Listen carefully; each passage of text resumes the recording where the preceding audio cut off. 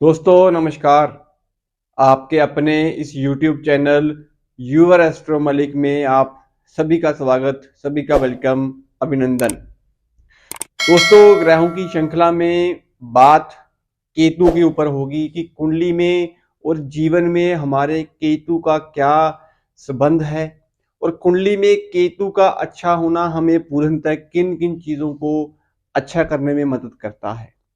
कुंडली में जब केतु खराब होते हैं तो हमें किन किन चीज़ों को फेस करना पड़ता है और हमारी प्रॉब्लम्स जो हैं वो कैसे बढ़ सकती हैं। तो पूर्ण विवेचना करने से पहले आप सभी से निवेदन और विनती यही होती है कि अगर आप चैनल को पहली बार देख रहे हैं, वीडियोस को पसंद करते हैं, तो कृपया चैनल को सब्सक्राइब करना मत भूलिएगा। चैनल को सब्सक्राइब कर लीजिए और नोटिफिकेशन की जो बेल है उसे भी ऑन कर लीजिए, ताकि हम जब लाइव आपके साथ जुड़ें तो आपको उसकी नोटिफिकेशन जो है वो पूर्णतः मिल जाए। दोस्तों वीडियो को शुरू करते हैं। केतु। दोस्तों कुंडली में केतु की जब हम बात करते हैं तो सबसे पहली चीज जो हमारे दिमाग में आती है वो आती है हमारी पुत्र संतान। जीवन में संतान का अच्छा होना, संतान का पैदा होना या फिर संतान का सुख भोगना कहीं ना कहीं केतु के रूप में ही आपको मिल सकता है। जब कभी कुंडली में केतु खराब होते हैं तो आप यकीन मानिए कुंडली का खाना नंबर 6 जो है ये केतु को डिनोट करता है। केतु रहस्यमयी है, मिस्ट्री है, कहीं ना कहीं पताल के स्वामी है, जमीन के अंदर की वो पताल भूमि जिसका हम रहस्य नहीं माप सकते। गहराई है, मिस्ट्री है दोस्तों। राहु जहां पे आपको अचानक चोट देते हैं, जो चीज अचानक घटना घट जाए वो राहु के संबंधित होती है। अचानक का मतलब दोस्तों जैसे कि आपके घर में कोई मोटर है, कोई पक्खे हैं, कोई भी इलेक्ट्रॉनिक सामान है, खराब हो गया, अचानक से कोई ना कोई प्रॉब्लम आ गई दोस्तों, तो वो राहु की ही नेगेटिविटी को शो करता है। लेकिन केतु जो है ये प्रॉपर मिस्ट्री के साथ कहीं ना कहीं आपको खराब करता है।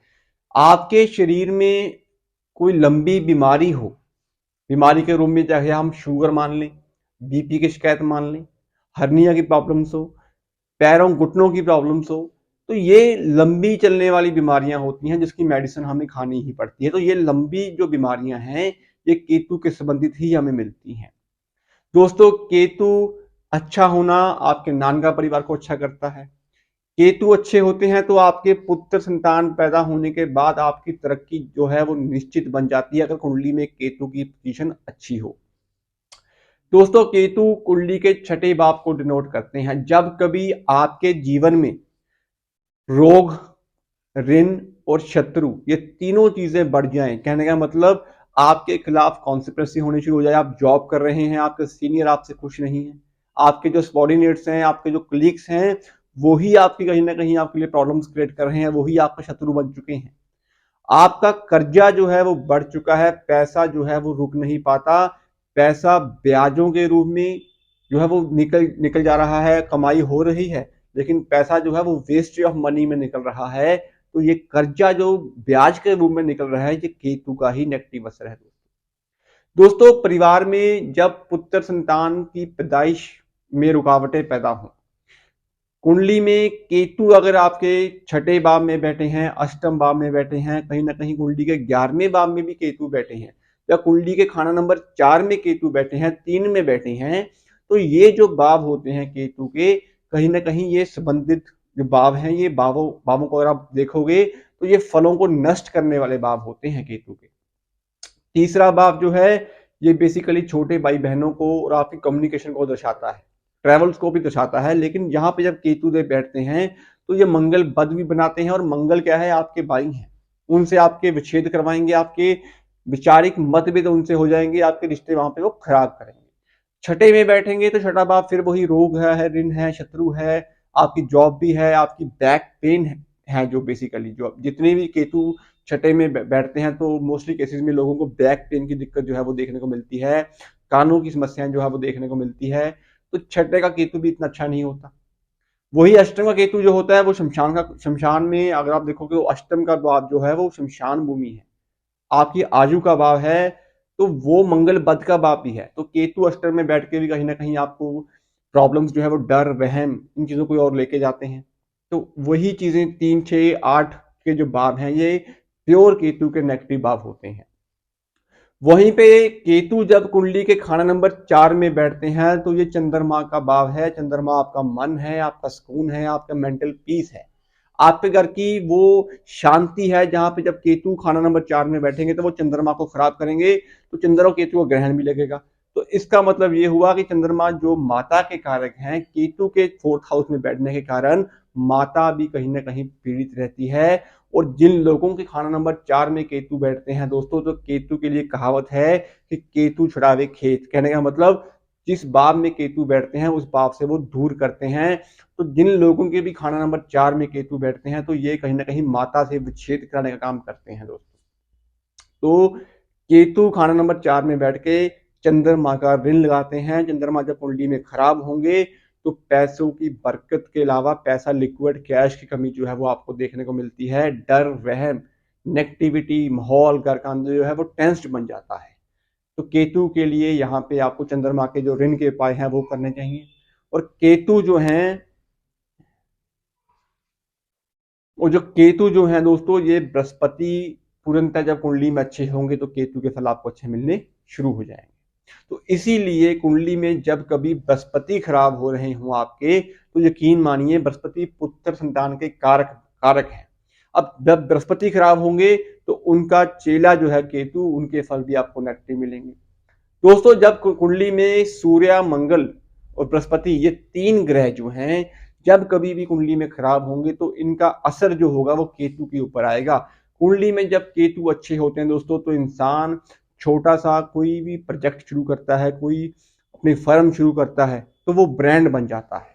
तो वो ब्रांड जो है वो केतु है दोस्तों। आपका जो शासन जो है वो केतु है। लगन में जब केतु बैठते हैं तो सूर्य को अच्छा करते हैं। तो कहने का मतलब ये है कि केतु जिनके अच्छे होते हैं वो कोई भी ऐसा काम करें तो वो एक ब्रांड के रूप में काम जो है वो बन जाता है।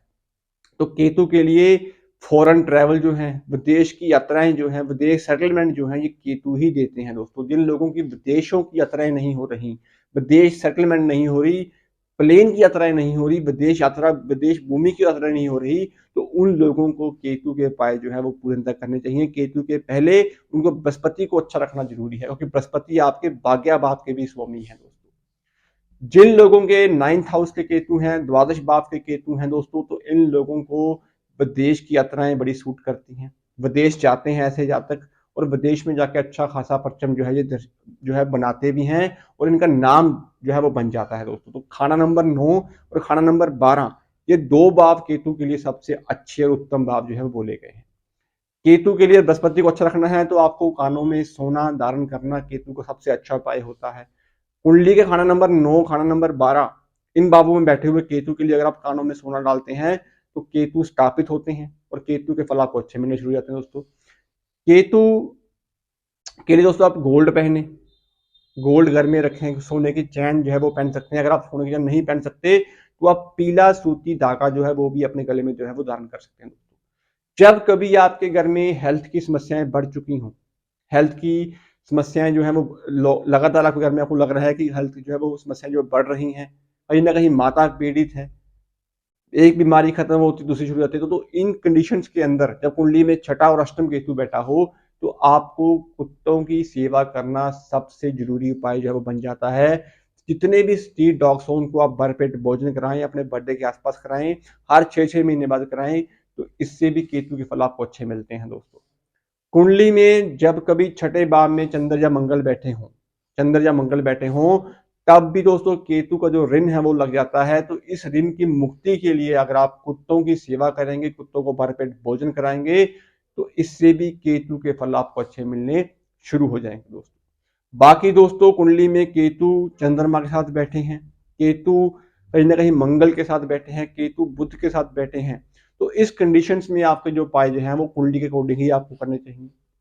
मोरल बात ये है कि केतु के लिए अगर आप केतु को अच्छा रख लेते हैं तो आपके कर्जा, बीमारी, ऋण, ये सब चीजें कहीं ना कहीं आपको दूर होती दिखेंगी। पर उपाय जो हैं अगर आप 21 दिन या 43 दिन रूटीन में करेंगे, कुत्तों को भरपेट भोजन कराते रहेंगे, उनको फीड करवाते रहेंगे, तो इससे आपको धीरे धीरे जो समस्या आप फेस कर रही हैं, चाहे वो पुत्र संतान की समस्या हो, पुत्र आपका कहना ना मान रहा हो, आपकी हेल्थ की समस्या हो, कर्जा बढ़ चुका हो, घर के अंदर डर वहम का माहौल बन चुका हो, तो इस कंडीशन में आपको कुत्तों की सेवा ही सबसे लाजवाब उपाय है केतु का, और सबसे जरूरी उपाय भी यही बनता है दोस्तों। बाकी उपाय जो हैं वो आपको कुंडली के अकॉर्डिंग ही करने चाहिए। और सबसे जरूरी चीज, जब केतु कुंडली में अच्छे हों, 9-12 में बैठे हों, तो यहाँ पे आपको केतु के लिए बृहस्पति की मदद लेनी जरूरी होती है। तो बृहस्पति के लिए अगर आप कानों में सोना पहनेंगे या माथे पे केसर का तिलक भी कर लेंगे, या फिर किसी भी धार्मिक स्थान के अंदर जाके आप ब्राह्मण की सेवा या उनको चने की दाल अर्पण करेंगे, तो इससे भी केतु के फल आपको अच्छे मिलने शुरू हो जाते हैं दोस्तों। तो दोस्तों उम्मीद करता हूँ आपको केतु के बारे में जो जानकारी है वो मिली होगी और आपको ये वीडियो अच्छी लगी होगी। अगर आपको वीडियो अच्छी लगी हो दोस्तों तो